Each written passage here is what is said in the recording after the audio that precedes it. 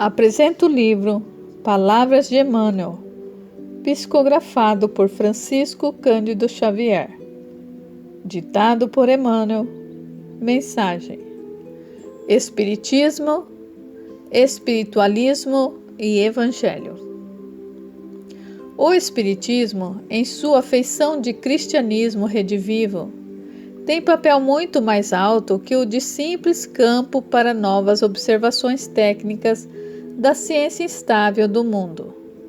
O Espiritismo é a luz de uma nova renascença para o mundo inteiro. Para que a sublime renovação se concretize, porém, é necessário nos convertamos em raios vivos de sua santificante claridade, ajustando a nossa individualidade aos imperativos do infinito bem. Espiritismo sem Evangelho é apenas sistematização de ideias para transposição da atividade mental, sem maior eficiência na construção do porvir humano. Ao Espiritismo cristão cabe, atualmente no mundo, grandiosa e sublime tarefa. Não basta definir-lhe as características veneráveis de consolador da humanidade. É preciso também revelar-lhe a feição de movimento libertador de consciências e corações. O Espiritismo, nos tempos modernos, é sem dúvida a revivência do cristianismo em seus fundamentos mais simples. O Espiritismo é, acima de tudo, o processo libertador das consciências, a fim de que a visão do homem alcance horizontes mais altos. O Espiritismo será indiscutivelmente a força do cristianismo em ação para reerguer a alma humana e sublimar a vida. O Espiritismo, sob a luz do cristianismo, vem ao mundo para acordar-nos. Em nosso campo doutrinário, precisamos em verdade do Espiritismo e do espiritualismo, mas muito mais de espiritualidade. O Espiritismo não é somente o antídoto das crises que perturbam os habitantes da Terra. Os seus ensinamentos salutares e doces reerguem nos desencarnados as esperanças desfalecidas à falta de amparo e de alimento. É aí que a doutrina edifica os transviados do dever e os sofredores saturados desses acerbos remorsos que somente as lágrimas fazem desaparecer. O Espiritismo é o grande iniciador da sociologia, por significar o Evangelho redivivo, que as religiões literalistas tentaram inumar nos interesses econômicos e na convenção exterior de seus prosélitos.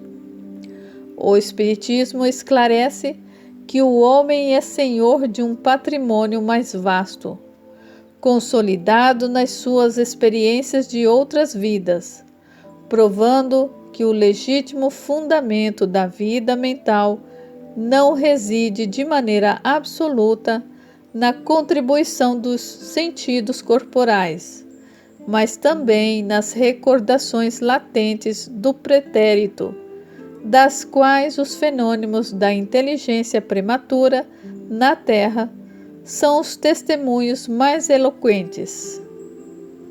Somente à luz do Espiritismo poderão os métodos psicológicos apreender que a zona oculta da esfera psíquica de cada um é o reservatório profundo das experiências do passado em existências múltiplas da criatura, arquivo maravilhoso onde todas as conquistas do pretérito são depositadas em energias potenciais, de modo a ressurgirem no momento oportuno. Somente com a cooperação do Espiritismo poderá a ciência psicológica definir a sede da inteligência humana, não nos complexos nervosos ou as glandulares do corpo perecível, mas no espírito imortal. O espiritismo sem evangelho pode alcançar as melhores expressões de nobreza, mas não passará de atividade destinada a modificar-se ou desaparecer como todos os elementos transitórios do mundo. Espiritismo não expressa simples convicção de imortalidade. É clima de serviço e edificação. Numerosos filósofos hão compendiado as teses e conclusões do Espiritismo no seu aspecto filosófico, científico e religioso. Todavia, para a iluminação do íntimo, só tendes no mundo o Evangelho do Senhor, que nenhum roteiro doutrinário poderá ultrapassar. O espiritista sincero deve compreender que a iluminação de uma consciência é como se fora a iluminação de um mundo, salientando-se que a tarefa do Evangelho junto às almas encarnadas na Terra é a mais importante de todas, visto constituir uma realização definitiva e real. A missão da doutrina é consolar e instruir em Jesus, para que todos mobilizem as suas possibilidades divinas no caminho da vida. Trocá-la por lugar no banquete dos estados é inverter os valores dos ensinos, porque todas as organizações humanas são passageiras em face da necessidade de renovação de todas as fórmulas do homem na lei do progresso universal. Depreendendo-se daí que a verdadeira construção da felicidade geral só será efetiva com bases legítimas no espírito das criaturas. Irmãos e amigos, ainda é para o estudo e a prática do Evangelho em sua primitiva pureza que tereis de voltar o vosso entendimento, se quiserdes salvar da destruição o patrimônio de conquistas grandiosas da vossa civilização. Confessai-vos uns aos outros, buscando de preferência aqueles a quem ofendeste. E quando a vossa imperfeição não vô-la permita, procurai ouvir a voz de Deus, na voz da vossa própria consciência. O Evangelho do Divino Mestre ainda encontrará por algum tempo a resistência das trevas, a má-fé, a ignorância, a simonia, o império da força conspirarão contra ele. Mas tempo virá em que a sua ascendência será reconhecida. Nos dias de flagelo e de provações coletivas, é para a sua luz eterna que a humanidade se voltará, tomada de esperança. Então, novamente se ouvirão as palavras benditas do Sermão da Montanha. E através das planícies, dos montes e dos vales, o homem conhecerá o caminho, a verdade e a vida. O Evangelho é o sol da imortalidade que o Espiritismo reflete, com sabedoria para a atualidade do mundo. O Evangelho não se reduz a breviário para o genuflexório.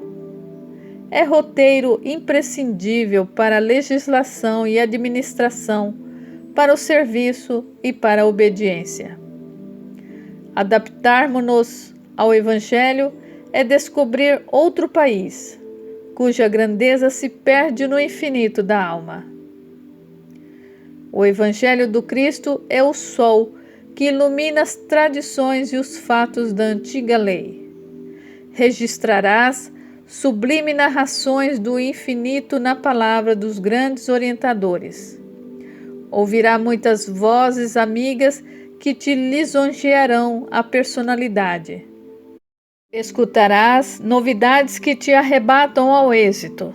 Entretanto, somente com Jesus no Evangelho bem vivido é que reestruturaremos a nossa individualidade eterna para a sublime ascensão à consciência do universo.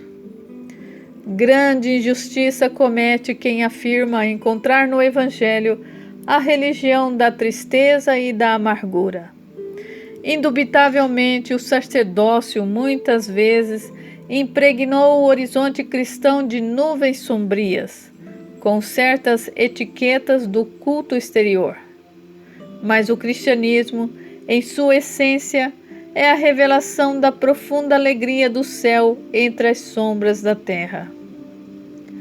Quando o homem percebe a grandeza da Boa Nova, compreende que o Mestre não é apenas o reformador da civilização, o legislador da crença, o condutor do raciocínio ou o doador de felicidade terrestre, mas também, acima de tudo, o renovador da vida de cada um. Sem a Boa Nova, a nossa doutrina consoladora será provavelmente um formoso parque de estudos e indagações, discussões e experimentos, reuniões e assembleias, louvores e assombros. Mas a felicidade não é produto de deduções e demonstrações. O Evangelho é código de paz e felicidade que precisamos substancializar dentro da própria vida. Quem exercita a compreensão do Evangelho acende lume no próprio coração para clarear a senda dos entes queridos na terra ou no além da morte.